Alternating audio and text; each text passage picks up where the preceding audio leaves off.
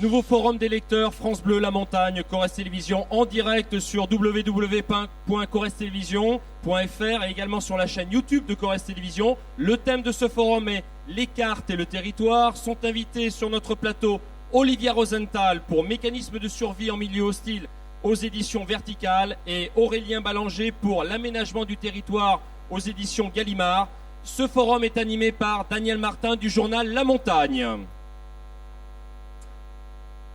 Bonjour, merci de votre présence. J'ai le plaisir de vous présenter donc ces deux auteurs, Olivia Rosenthal et Aurélien Ballanger, qui sont deux auteurs que j'estime tout particulièrement, bien que ce soit deux auteurs qui, en fait, par leur registre d'écriture, par la nature de leurs textes, soient des auteurs extrêmement éloignés l'un de l'autre. Alors vous pouvez le voir dès le titre.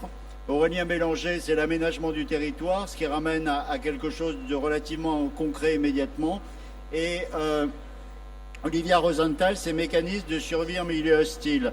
Alors pour ceux qui étaient à la rencontre avec Philippe Meyer tout de suite, vous pouvez en conclure que l'absence d'aménagement du territoire tout de suite conduit certaines personnes à vivre dans un milieu hostile. Mais en fait, ce n'est pas du tout de ça dont il s'agit ici. Olivia Rosenthal, ce livre que vous publiez, c'est le combien de vos romans?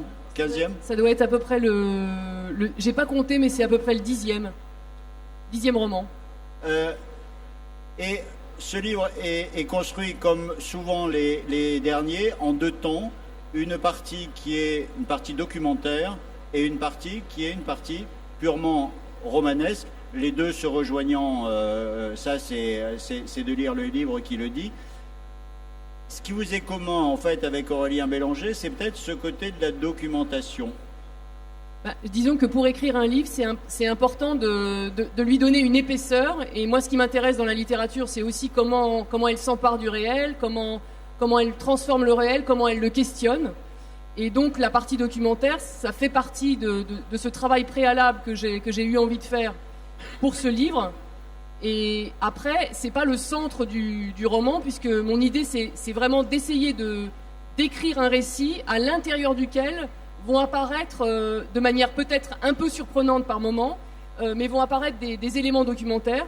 Et pour être plus précis, en fait, les éléments documentaires, je me suis intéressée à la question des frontières qu'il peut y avoir entre la vie et la mort, et exactement la différence, s'il y en a une, entre être vivant et être mort. Et pour ça, j'ai fait une recherche autour de ces gens qui vivent des épisodes de mort imminente, c'est-à-dire en fait qui sont déclarés morts et qui ensuite reviennent à la vie. Et en réalité, c'est en rencontrant une personne qui avait fait ce type d'expérience que j'ai commencé ce travail et que je me suis plongée en fait et passionnée pour cette question. Alors, dans votre livre, quand on le lit, ces récits de mort imminente sont souvent assez drôles. Oui, je crois que... Il y a quelque chose d'assez tonique. Je crois que pour parler de la mort, il faut prendre une certaine distance. Et que, en réalité, ce qui est très intéressant avec ces gens qui ont vécu ça, c'est que du coup, ça leur a donné une énergie de vie tout à fait étonnante. Et ce qui m'intéressait, c'est de raconter comment, en passant par la mort, ils ont complètement changé leur rapport à leur propre existence. Et donc, finalement, si on pouvait tous faire ces épisodes de mort imminente, je pense que ça changerait notre vie après. Mais ce lien entre le documentaire et le fictionnel, c'est quelque chose que vous travaillez déjà depuis pas mal de temps. Vous avez écrit un livre sur la mémoire qui était « On n'est pas là pour disparaître », où effectivement il y avait une partie documentaire sur des malades d'Alzheimer, donc perte de mémoire. Vous avez écrit un livre qui s'appelle « Que font les reines après Noël », qui était sur la question de la bestialité, de la bête et de comment on dompte tout ça. Là aussi, une partie documentaire, donc c'est quelque chose qui est toujours lié. Mais effectivement, vous êtes toujours, je trouve, sur cette frontière, sur l'être et ne pas être vivant, être mort, être soi ou être quelqu'un d'autre, s'appartenir ou se désappartenir. Ça, c'est une question qui revient en permanence, qui est très importante.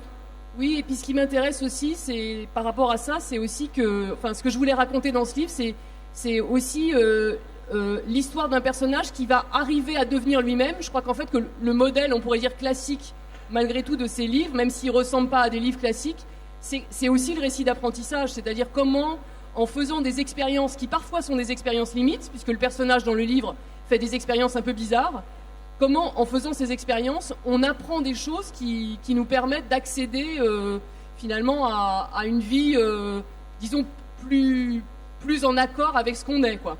C'est-à-dire que cette question d'être vivant et d'être mort, qui est vraiment là, qui apparaît très bien, est augmentée de cette question, quand on est vivant, d'être soi, donc de s'identifier soi-même et de se reconnaître. Aurélien Bélanger, vous, dans l'aménagement du territoire, comment vous faites entrer la fiction dans une part qui est extrêmement documentaire au départ? Alors vous allez nous donner la part documentaire et comment vous faites entrer la fiction là? De plusieurs manières possibles. L'une des manières privilégiées, c'est sans doute de pousser le documentaire beaucoup trop loin, ouais. En précisant. On finit toujours par basculer dans un élément de fantastique léger. Ouais. Le moment où je me suis plus amusé à faire, c'est... je voulais raconter les causes d'un accident de voiture qui allait tuer la mère d'une des personnages principales du bouquin.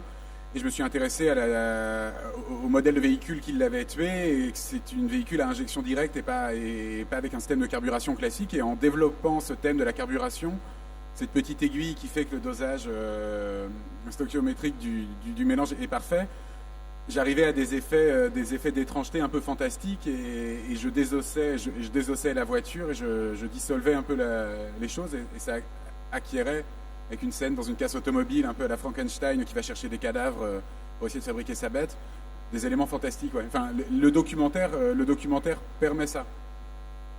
Mais si on prend ce livre et le précédent s'appelait La théorie de l'information, celui-ci s'appelle L'aménagement du territoire.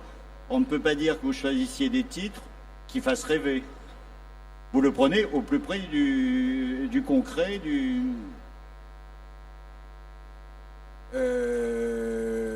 Oui, non, je peux pas démentir. Ouais, c'est des titres. Bon, il me semble que c'est des titres qui sont à la fois extrêmement exacts et corrects, dans la mesure où un titre doit être le résumé le plus parfait du bouquin, et en même temps, c'est des titres qui sont toujours très ironiques. Parce que vous avez marqué roman dessous. Vous êtes d'accord avec moi qu'au fond, on peut considérer que ce ne sont pas des titres de romans? Oui, ce ne sont pas des titres de romans, ce sont des titres de rapport, en fait. Enfin, celui-ci, c'est plutôt un titre de rapport administratif, et le précédent, c'est plutôt un titre d'ailleurs, le titre est volé à un article scientifique. Donc, oui, effectivement. Mais... Donc, vous parliez, la donne ironique, vous la faites intervenir où? En étant beaucoup trop sérieux. En étant beaucoup trop sérieux pour le sujet, et puis en singeant des sérieux extérieurs, ouais. En simulant le sérieux d'un rapport administratif, en simulant le sérieux d'un rapport d'accident, en simulant le sérieux d'un article scientifique, faire ce qu'on appelle techniquement du discours indirect libre en permanence, quoi. Me rapprocher du sujet et à chaque fois parler du sujet de la manière officielle dont on doit parler d'un tel sujet. Ouais. Et est-ce que sur ces deux livres, est-ce que vous avez l'impression d'avoir créé, ou est-ce que vous avez voulu créer un type de roman singulier? Parce que je connais aucun autre roman qui ressemble au vôtre.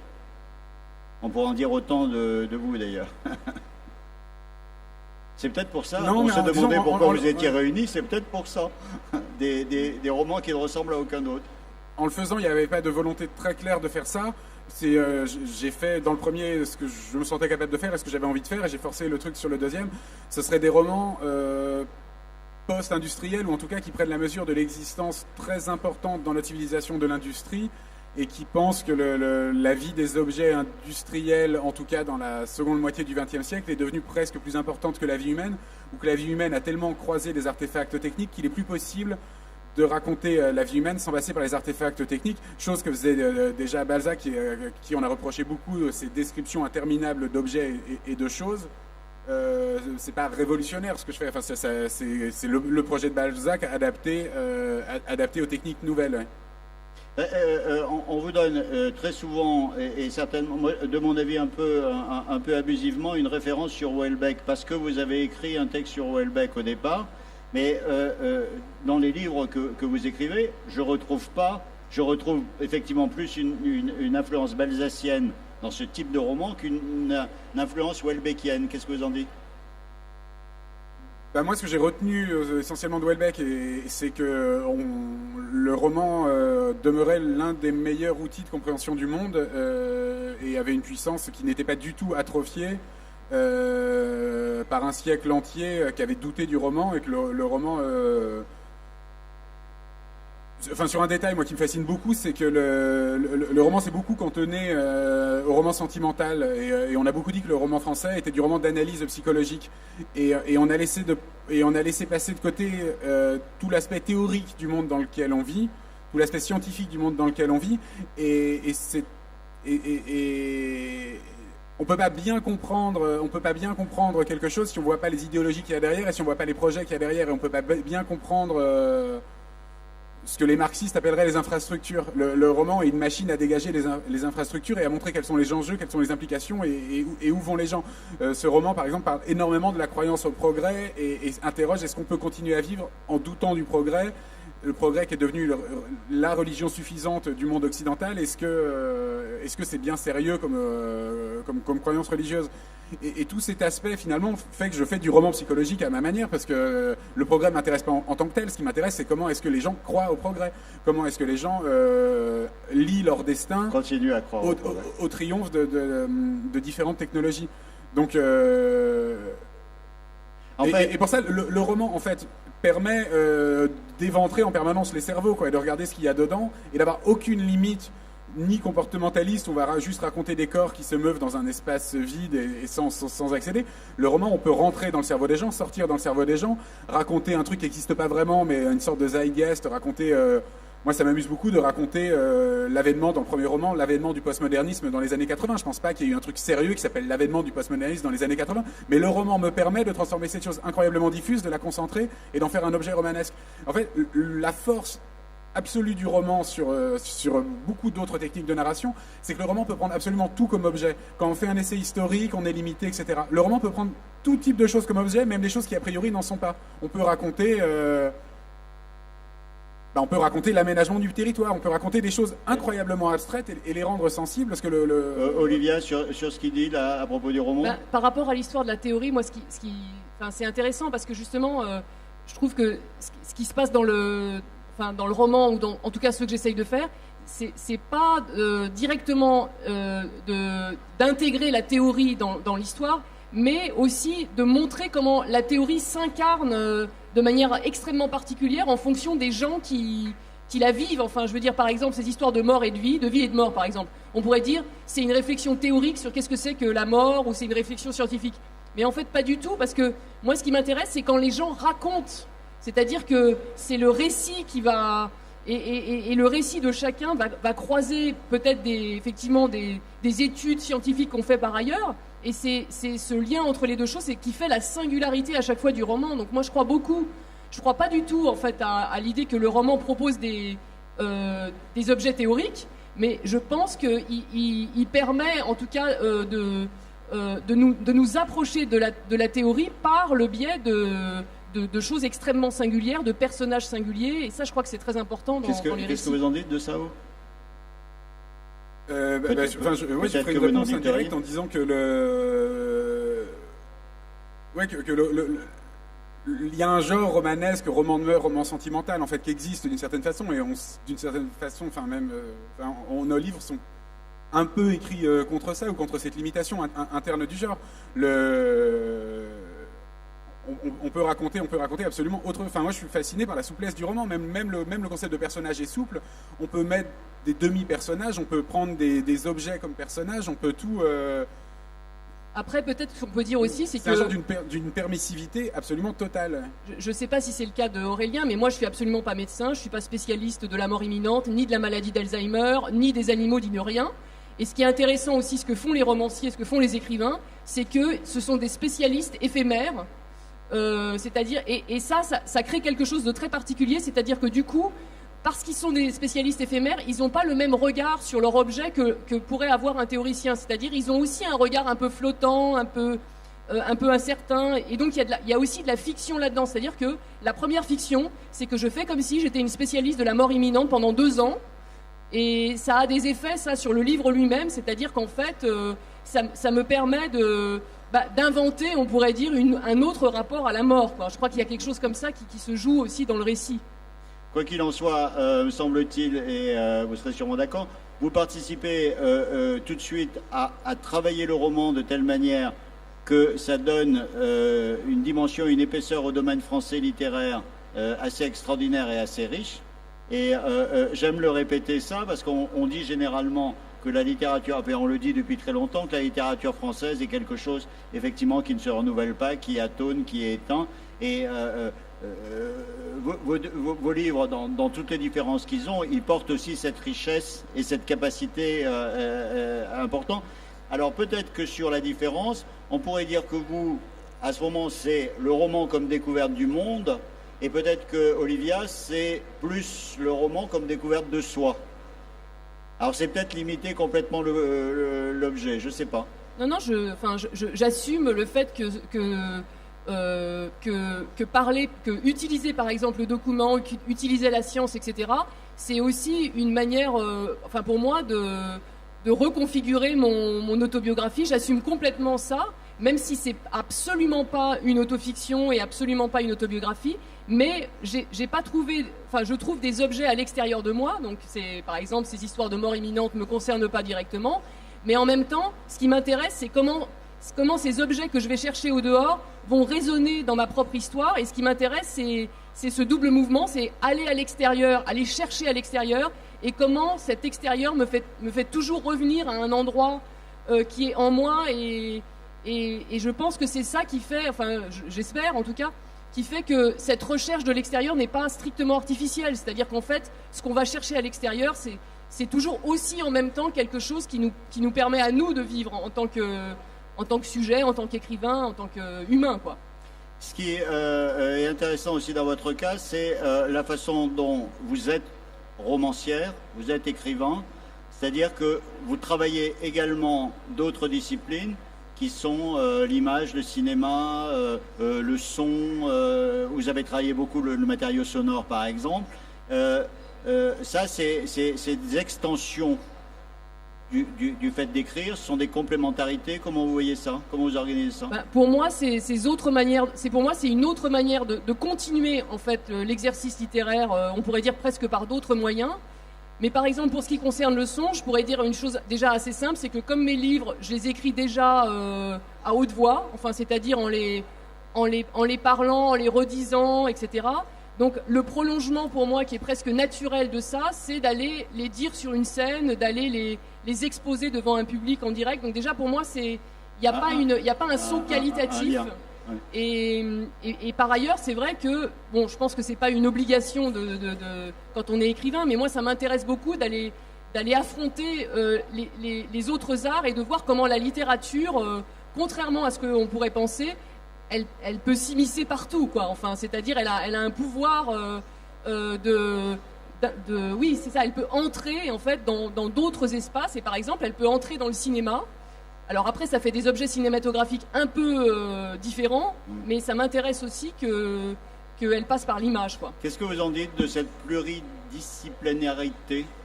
Je ne l'ai pas éprouvé moi-même, et théoriquement, je serais plutôt contre. Pour moi, la force absolue du roman, c'est d'être totalement fermé, clos, verrouillé. Et est-ce que vous parlez également vos romans quand même? En fait, non, ça rejoint une question qui me...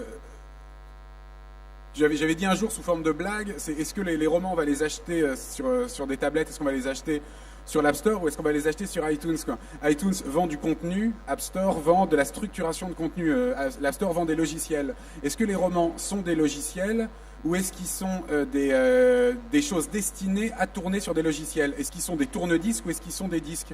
Et j'ai pas répondu à cette question en fait. Mais il me semble que la réponse la mieux qu'on a à faire à cette question, c'est de laisser le truc complètement fermé en se disant que de toute façon on sera mal lu, on sera lu par des cerveaux fatigués, on sera lu par des gens qui vont pas nous comprendre, on va être lu de façon complètement ininterrompue. C'est pour ça que je m'oppose pas en principe sur l'idée de trop scénographier le roman, par exemple en le lisant. Et moi, je scénographie pas du tout le roman. Je fais d'autres objets avec la littérature. C'est pas du tout. Lui laisser. Il a la chance parce que c'est un objet, fini, fabriqué, et même si il devient immatériel et numérique, il est un objet fabriqué parce qu'il est protégé par le copyright, il est protégé par l'autorité morale qu'on a dessus. Ou si on en change une virgule, c'est plus la même chose. Et ce machin, on le lâche dans la nature, et cette nature, elle est très bizarre. C'est le cerveau du lecteur, et on sait pas ce qui va advenir. C'est Mais là où vous peut-être abordez le milieu hostile dont il est question. Ben non, il me semble. Enfin, pour moi, la dialectique, c'est comment est-ce qu'on va tenir cet objet très fermé dans ce milieu qu'on ne gère absolument pas. Ce qui fait de la littérature et spécifiquement du roman le processus de communication le plus intéressant du monde, parce qu'on envoie un message très très long. Et on ne sait absolument pas comment vont se comporter les décodeurs Mais en face. peut-être que juste dire une chose, c'est que d'une part, la littérature ne s'arrête pas au roman. Donc moi, en l'occurrence, il ne s'agit pas du tout de scénographier mes romans, mais il s'agit aussi d'envisager la littérature autrement que par sa forme dominante qui est le roman. Donc ça, je crois que c'est quand même hyper important. Et par ailleurs, quand on fait par exemple un objet scénique, il se passe exactement la même chose, c'est-à-dire qu'on l'offre à un public et le public, ça rentre dans son cerveau et on ne sait absolument pas ce que ça devient. Donc l'histoire de la fermeture, au fond, ce qui se passe de l'autre côté et comment les lecteurs, comment les auditeurs, comment les spectateurs s'en emparent, ça reste un grand mystère et voilà, donc c'est pareil. Parce qu'il y a un certain nombre de théories là-dessus assez diverses, mais une théorie qui veut qu'au fond, celui qui constitue le roman, c'est celui qui le lit. Disons que c'est pas possible de faire un effort stylistique sérieux sans y penser. Et parfois, les efforts stylistiques sont un peu vains parce que c'est comme si on avait moi, l'image que j'aime bien utiliser, c'est comme si on avait un incroyable origami dans la tête et puis on va en sortir le plan avec juste le détaillé des lignes, et on va exiger du lecteur qu'il refabrique, loi du Japon hyper tordue dans sa propre tête, sauf qu'on ne connaît pas ses compétences en pliage, non pas que les siennes soient débiles, mais c'est surtout que les nôtres, en fait. Et on va lui donner le mode d'emploi, et on n'est pas sûr, le roman c'est le mode d'emploi, on n'est pas sûr que notre mode d'emploi va lui permettre de faire le même objet que nous. Donc, mais quand je me suis perdu avec mon image, je ne sais plus ce que je voulais dire. Quand vous terminez un roman, quand il arrive en librairie, vous, en fait, vous avez beaucoup de difficultés à le lâcher. Ah non, pas du tout. Disons que j'ai vendu... Ou alors vous êtes déçu par les retours de vos lecteurs? Non, j'ai vendu du code, et il n'est pas complètement de mon ressort de voir comment il va tourner dans le cerveau des gens. Après, moi j'ai essayé... Enfin, c'est vraiment une question...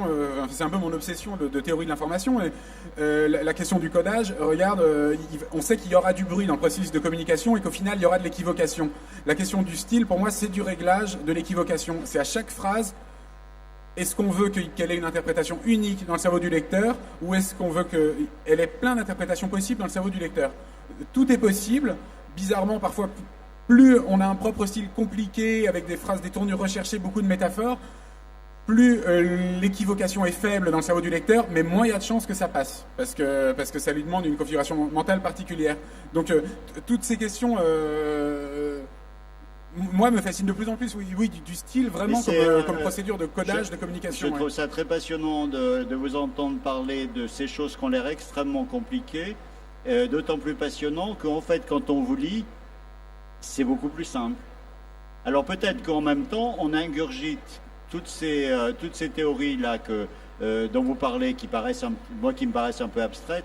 Non, mais pour filer la métaphore, il y a une histoire de bande passante aussi qui est l'attention du lecteur. Il faut quand même aller assez vite, et il faut pas... Je viens de finir très difficilement un roman que j'ai vraiment très profondément aimé, qui est Un balcon en forêt de Gracq. Là, on touche vraiment la limite. Le truc frôle l'illisible. C'est très très pénible à lire. Il est difficile d'en lire intensément plus de 4 pages d'un coup, alors que c'est à tous les égards parfait. Mais ça demande un effort tel au cerveau du lecteur que c'est compliqué. Donc il y a un moment aussi où il faut...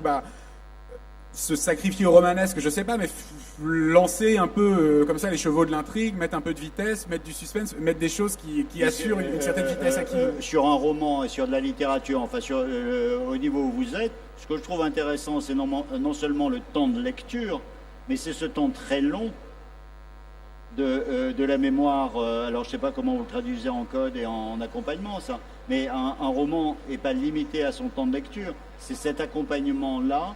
C'est ce qu'il devient ensuite et comment il peut opérer à différents niveaux. Après, pour moi, le critère principal de réussite aujourd'hui ça changera peut-être, mais le critère principal de réussite d'une œuvre littéraire, c'est quand elle arrive à inventer une esthétique et que le monde se retrouve colorié par ma propre vision du monde. Chose qu'on a pu observer, par exemple, de façon très remarquable, je trouve, avec la littérature proposée par Houellebecq, à travers l'adjectif Houellebecquien, qui dépasse complètement les descriptions qu'a fait Houellebecq, qui sont finalement assez menues et mesurées dans son livre. Mais quand on arrive dans une zone face à une halle aux chaussures à côté d'un rond-point, on s'écrie « Ah, c'est Houellebecquien ». Non, ça ne figure nulle part chez Houellebecq, mais le moment où d'un coup on a réussi à modifier le rapport esthétique au monde, pour moi, ce serait le plus grand critère de réussite, ouais. D'avoir réussi à que des choses deviennent mélangées réelles. Je sais pas, je trouve que le travail que vous donnez là participe de ça quand même. Parce que, au fond, je reviens sur ces titres, ce sont des titres extrêmement administratifs, modestes, et derrière ces titres, il y a effectivement tout ce que vous décrivez qui se produit. Parce que quand on lit la théorie de l'information, pour peu qu'on ait un certain âge, on revisite 30 ans. Bon, ces 30 ans, c'est amusant de les voir, mais vous produisez derrière une idée, au fond, d'une manipulation qui est de plus en plus grande de l'individu, me semble-t-il. Oui, enfin non. Comme peut-être là, vous produisez un éloignement de l'individu des sphères de décision de plus en plus grand. C'est un effet esthétique. Enfin, je dis pas que mes romans sont sublimes, mais c'est le sublime. Vous pouvez le dire. Le sublime kantien, c'est le moment où c'est beau parce que ça fait peur et je trouve que notre monde, formidable. Notre monde industriel est propre de ça. Enfin, les choses les plus belles aujourd'hui sont des choses qui nous terrifient un peu parce qu'elles nous nient comme individus. Les centres commerciaux sont beaux, voir les villes du ciel, c'est beau parce que c'est des choses, c'est des objets qui sont incroyablement humains et qui sont humains à tous les niveaux. C'est pour ça que j'aime la géographie, c'est que la géographie, c'est la transformation par le travail de l'homme pour aménager la Terre, pour la rendre plus humaine encore, et l'apparition de sortes de léviathans bizarres qui peuvent être les échangeurs autoroutiers, qui peuvent être les aéroports, qui sont des choses dans lesquelles l'homme reconnaît complètement sa main, mais voit qu'il a basculé dans un luciférien qui le dépasse et qui sont terrifiants. Et pour moi, c'est l'une des plus belles choses du monde d'aujourd'hui que j'aime particulièrement pour ça, c'est qu'il est en permanence dans ce sublime de la disparition, et oui, de la disparition de l'individu et de quelque chose qui frôle l'horreur, mais qui est trop beau pour être dans l'horreur complète. Ouais. Olivia, vous, comment intervient le contexte, l'environnement, le temps présent dans vos romans ? Vous voulez dire le contexte contemporain ? Oui. Je dirais que c'est quand même à travers à chaque fois le prisme d'un choix d'une petite chose peut-être minuscule. Donc là, par exemple, les épisodes de mort imminente, mais ça peut être, par exemple, qu'est-ce qu'on fait des animaux quand on les élève ou ça, c'était une des choses que au fond, les expériences de mort imminente, elles peuvent être maintenant, elles peuvent être... non, parce qu'en fait, la mort imminente, ça n'existe que depuis qu'on la nomme, et on la nomme pas depuis très longtemps comme ça, et de même, la mort telle qu'elle existe aujourd'hui, la manière dont on définit la mort aujourd'hui, c'est une manière tout à fait nouvelle. On ne définissait pas la mort comme ça avant. C'est-à-dire qu'il y a des gens qui sont déclarés vivants aujourd'hui, qui auraient été déclarés morts il y a 30 ans. Et en fait, la définition juridique de la mort a eu des conséquences sur la manière même dont on la conçoit. C'est-à-dire qu'en fait, nos expériences les plus communes sont des expériences qui sont aussi traversées par la science, et du coup... je pense que ça intervient. Après, c'est vrai que je m'intéresse pas directement au monde contemporain, par exemple à la question des ronds-points ou de l'aménagement du territoire en tant que tel. Simplement, moi j'y suis plongée en fait dans ce monde-là, et j'ai le sentiment, mais peut-être à tort, que étant plongée là-dedans, il y a quelque chose dans l'écriture d'un texte, puisque je raconte comment je suis plongée dans le monde d'aujourd'hui, qui fait que c'est, on pourrait dire, contemporain, même sans le vouloir. Enfin, il y a quelque chose de ça. En fait, la question m'est venue en écoutant ce que disait Aurélien Bélanger. Oui, c'est très pertinent ce que vous dites. Alors, avant de terminer, il y a un livre que j'aime tout particulièrement, qui est un livre très particulier dans ce que vous avez produit, qui est ce livre sur le cinéma, dont j'ai complètement oublié le titre. Dont vous allez Ils ne sont pour rien dans mes larmes. Ils ne sont pour rien dans mes larmes. Où c'est un ensemble de témoignages. Vous faites ça en Seine-Saint-Denis, je crois me souvenir, en résidence d'écriture. Vous rencontrez des gens comme ça. Et ces gens vous disent, voilà, ce film a été très important pour moi, pour telle raison. Et vous encadrez cet ensemble de textes, de 2 textes à vous, où vous parlez des films qui vous ont bouleversé. Et je trouve que là, il y a une façon vraiment d'être au ras de la personne, au ras de l'émotion, qui est absolument formidable. Et or, c'est un document finalement. Alors c'est à la fois un document, mais évidemment, les gens ont témoigné sur exactement le film qui a changé leur vie, ce qui fait que c'est un exercice assez particulier, parce que pour raconter comment ou pourquoi un film change votre vie, vous êtes obligé de fictionner votre vie, c'est-à-dire de la repenser au regard du film que vous avez choisi.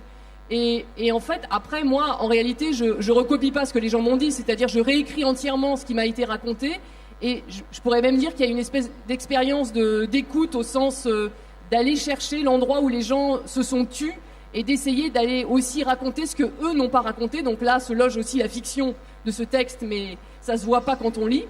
Et si j'ai eu envie de faire ça, c'est que moi, le cinéma a une grande importance dans mon parcours même d'écrivain, et que il y a des films qui ont comme ça joué un rôle déterminant. Alors, vous pouvez dire les larmes, parce que c'est un film dans lequel vous avez c'est Les Parapluies de Cherbourg de Jacques Demy. Énormément fait pleurer. J'ai pleuré, et un jour je me suis demandé pourquoi. Parce que vous l'avez vu, ce film, énormément souvent. Je l'ai vu souvent et je pleurais à chaque fois. Donc la question, c'est pourquoi je pleure systématiquement quand je vais voir Les Parapluies de Cherbourg de Jacques Demy.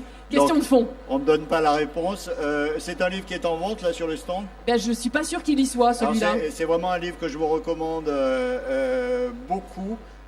Déjà pour rencontrer cet univers qui est très singulier d'Olivia Rosenthal, je vous recommande tous ces livres, tous les livres d'Aurélien Bélanger. Vous pouvez venir leur parler là, puisqu'on a terminé l'entretien, si vous voulez, ou avoir une dédicace. Autrement, vous êtes encore sur le stand pendant On est encore sur le stand pendant une demi-heure, 3/4 d'heure. C'est les soldes là en liquide. Alors faut en profiter tout de suite. Merci beaucoup.